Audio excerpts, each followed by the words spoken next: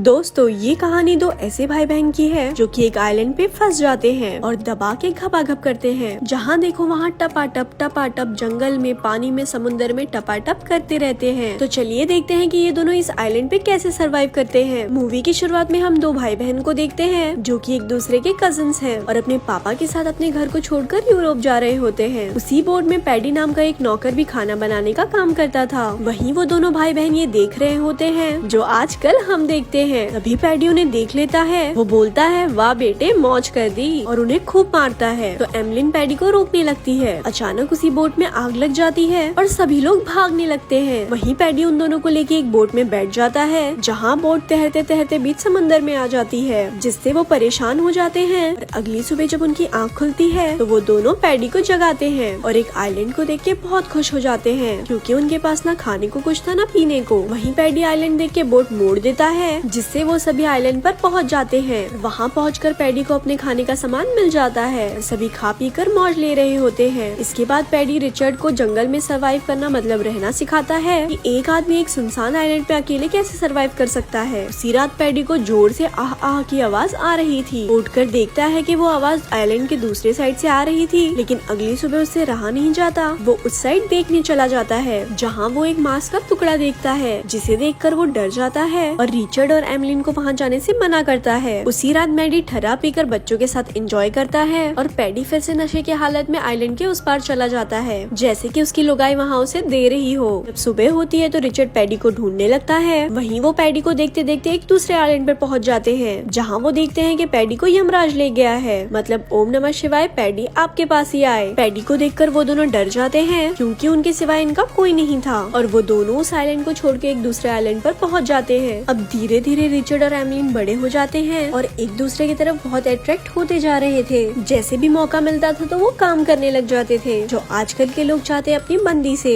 लेकिन उन दोनों को इतनी समझ नहीं थी कि वो दोनों क्या कर रहे हैं। इसके बाद जब एमलिन नहाने जाती है तब उसे उसकी लाइफ का पहला पीरियड आता है, जिसे देखकर वो डर जाती है। वो रिचर्ड को आवाज देने लगती है, लेकिन एमलिन को फील होने लगता है कि ये ब्लड उस वजह से आ रहा है और वो रिचर्ड को वहाँ से जाने के लिए कहती है। उसके बाद रिचर्ड एमलिन से पूछता है, वो ब्लड कहाँ से आया था, कोई चोट तो नहीं लगी ना तुमको? जिस पर एमलिन कहती है, मुझे कुछ नहीं पता। और यहीं से रिचर्ड को पता चलता है कि एमलिन मुझसे बातें छुपाने लगी है। और दूसरी तरफ एमलिन रिचर्ड के प्यार में पागल होती जा रही थी, जैसे उसकी तितली हैंडपंप लेने को तड़प रही हो। वहीं रिचर्ड की एक आदत बन चुकी थी, जब भी एमलिन नहाने जाती थी तब वो उसको छुप छुप के देखता था और रात को वो डिनर करके बहुत मस्ती करते थे। अगली सुबह एमलिन जंगल में घूम रही होती है, तब उसे एक भयानक सी आवाज आती है, जिसे सुनते सुनते हुए एक भयानक सी मूर्ति के पास पहुँच जाती है जिसमे से ब्लड निकलता है। ये देखकर एमलिन वहाँ से डरकर भाग जाती है और रिचर्ड को सब कुछ बताती है, जिसे सुनकर वो बहुत गुस्सा होता है और कहता है कि अब की बार तुम कहीं गई तो तुम्हारी टांगे तोड़ दूंगा। उसी रात एमलिन को एक सपना आता है जिसमें रिचर्ड समुद्र में डूब रहा होता है और अचानक से उसकी आँख खुल जाती है। रिचर्ड को सामने देखकर एमलिन के प्यार में 500 घोड़ियों का प्यार आ जाता है। वहीं रिचर्ड भी अपने अवजार को काबू में नहीं कर पाता और उसे किस करने वाला होता है, लेकिन एमलिन उसे दूर करके उसे सुला देती है। सो जा मुन्ना सो जा। लेकिन जब काम इच्छा की शक्ति जागती है ना तो बंदा बावला हो जाता है। रिचर्ड एमलिन के पास रात में फिर से जाता है, तभी एमलिन जाग जाती है और उसे भगा देती है, जहाँ उन दोनों को कुछ पता नहीं होता कि आखिर हम कर क्या रहे हैं। अगली सुबह रिचर्ड जंगल में घूमने जाता है तो एमलिन कहती है, कहाँ चला बे? तो रिचर्ड मन में सोचता है, तुझे क्यों बताऊं, तू तो देगी नहीं। लेकिन एमलिन भी रिचर्ड के पीछे पीछे समुद्र किनारे पहुँच जाती है जहाँ वो हैंडपंप नचा रहा था। उसे देखकर एमलिन कहती है, ये क्या कर रहे हो? तो रिचर्ड कहता है, निकल यहाँ से, रैप्टे दूंगा खींच कर। और वो अपना मुंह लटकाकर वहाँ से चली जाती है। एक दिन रिचर्ड समुद्र में एक शिप को आते हुए देखता है, जिसे देखकर वो घर पर भागते हुए आता है। दरअसल रिचर्ड ने संकेत देने के लिए लकड़ियों का ढेर जमा कर रखा होता है, जैसे ही उन्हें कोई इंसान दिखे वो लकड़ियों का ढेर जलाकर उन्हें बुला सके। रिचर्ड एमलिन से कहता है कि तुमने भी बोट को देखा था, तुमने लकड़ियाँ क्यों नहीं जलाई? जिससे रिचर्ड गुस्सा हो जाता है। दोस्तों एमलिन यहाँ घुल मिल चुकी थी, उसका यहाँ से जाने का बिल्कुल मन नहीं था, इसीलिए उसने ऐसा किया। लेकिन रिचर्ड को वहाँ नहीं रहना था और वो एक बोट बना के वहाँ से जाने लगता है। वहीं एमलिन भी सोचती है, जा बेटा जा, कोई नहीं। वहीं रिचर्ड की बोट टूटकर समुद्र में बहने लगती है, जिसे देखकर एमलिन काफी खुश होती है और हंसने लगती है। और जब रिचर्ड वापस आता है तब तो वो उसका मजाक बनाकर हंसने लगती है। वो कहती है, मुझे पता है बेटा तुम समुद्र के किनारे क्या करते हो। तब रिचर्ड कहता है, तेरी आह भी निकाल दूंगा और तेरी चीखें भी निकाल दूंगा, तुम भी तो गलत काम करती हो मुझे देखकर। तब एमलिन कहती है, तुम भी तो मुझे नहाते हुए देखते हो, मुझे सब पता है बेटा। वहीं एमलिन रिचर्ड के सर पर नारियल फेंक कर मार देती है, जिससे वो बेहोश हो जाता है। और जब वो उसे देखती है तो रिचर्ड उसे एक चाटा मारता है, चल झोपड़ी की।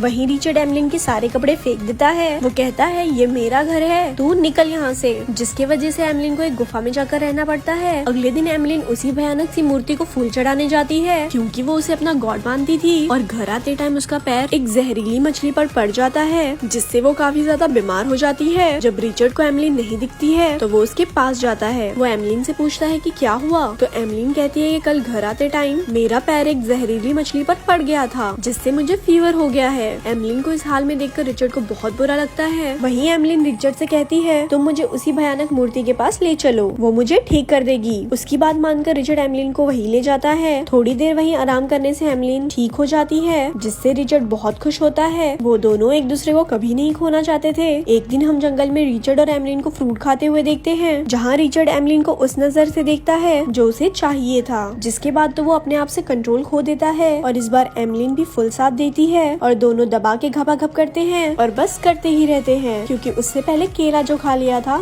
एक दिन रिचर्ड और एमलिन आपस में बात कर रहे होते हैं तो रिचर्ड बोलता है क्या बात है, तुम मुझसे क्या छुपा रही हो। तो एमलिन कहती है कुछ नहीं। तो रिचर्ड कहता है बेटा मैं देख रहा हूँ तुम मुझसे बातें छुपाने लगी हो। तब एमलिन कहती है यार मेरे पेट में बहुत दर्द और हलचल सी होने लगी है, लेकिन रिचर्ड को भी इस बारे में कुछ पता नहीं होता। मैं बताती हूँ, बेटा दबाकर केले खाओ, जोर से टपकाओ और 9 महीने की सजा पाओ। कुछ महीने बाद हम देखते हैं कि एमलिन का पेट और भी ज्यादा बढ़ गया है। वहीं रिचर्ड जंगल में घूमने जाता है तो उसे वहाँ अपने जैसे आदिवासी दिखाई देते हैं जो एक इंसान की बलि चढ़ा रहे होते हैं। और वो वहाँ से डरकर जब भागकर घर पर आता है तो वो एमलिन को एक बेबी के साथ देखता है। दरअसल एमलिन अब माँ बन गई थी। वहीं उसका बच्चा बहुत रोता है तो उन्हें लगता है कि इसको भूख लगी है और वो दोनों उसे फल खिलाने लगते हैं। लेकिन भला वो बच्चा फल कैसे खाए, उसे तो मम्मी का मिल्क चाहिए। तभी एमलिन उसको गोद में ले लेती है और वो बच्चा एमलिन का मिल्क पीने लगता है। वहीं रिचर्ड एमलिन को आइलैंड की दूसरी तरफ जाने से सख्त मना करता है और अब ये दोनों अपनी लाइफ में काफी खुश थे। एक दिन रिचर्ड के पापा वहीं से शिप लेकर जा रहे होते हैं और वो अपनी दूरबीन से रिचर्ड को देखते हैं, जिसे लगता है कि ये कोई आदिवासी है, और वो अपनी बोट को मोड़कर चले जाते हैं। वहीं रिचर्ड और एमलिन ने भी उस बोट को देखा था, लेकिन अब उनका मन वापस जाने से बदल चुका था। इसके बाद रिचर्ड और एमलिन पुराने आइलैंड पर जाते हैं जहाँ वो स्टार्टिंग में आए थे और अपनी पुरानी यादों को याद करते हैं। वहीं उन दोनों का बेबी अब बड़ा हो चुका था। वो एक जहरीली बेर को तोड़कर बोट में डाल देता है और वहाँ से घर जाते टाइम रिचर्ड का बच्चा नाव की पतवार को नीचे समुद्र में गिरा देता है। एमलिन उसे उठाने की बहुत कोशिश करती है, लेकिन कोई फायदा नहीं होता। जब रिचर्ड उस पतवार को लेने जाता है तभी उसके पीछे एक शार्क पड़ जाती है, जिसे बचाने के लिए एमलिन नाव के दूसरे पतवार को भी शार्क की तरफ फेंक देती है और रिचर्ड बोट में आ जाता है। लेकिन उनके पास अब कोई रास्ता नहीं था कि वो तीनों समुद्र से कैसे बाहर निकले। तभी रिचर्ड के बेबी को भूख लगती है और वो वही बेर खा लेता है, जिसे देखकर एमलिन काफी डर जाती है। लेकिन अब क्या था, वो देखकर ये दोनों डिसाइड करते हैं हम भी ये बेर खा लेंगे। लेकिन वो देखते हैं कि बच्चे पे इस बेर का असर नहीं हुआ, वो तो बस सो रहा था। वहीं रिचर्ड के पापा बीच समुद्र में रिचर्ड के नाव देख लेते हैं और वो लोग वहाँ पहुँचकर उन सभी को बचा लेते हैं। और यहाँ ये मूवी खत्म हो जाती है। ऐसे ही और स्टोरी सुनने के लिए हमारे पेज को लाइक करें। धन्यवाद।